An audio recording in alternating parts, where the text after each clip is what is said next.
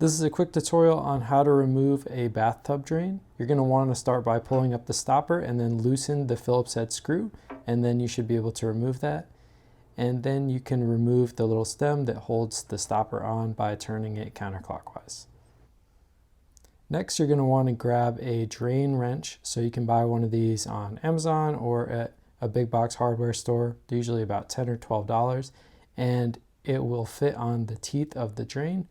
And so you could just slide it on there, and then you'll want to use a screwdriver to get some leverage, and then you could turn it counterclockwise and that will loosen the drain.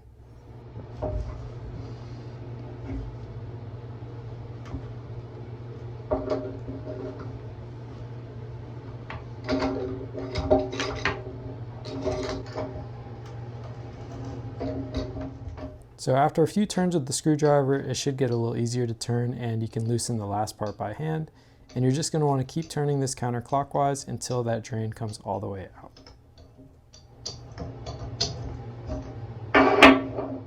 And here we've successfully removed our tub drain, and you'll see there is some of that plumber's putty around the seam there, so just make sure to clean that up and try not to let it go down the drain. Thanks for watching.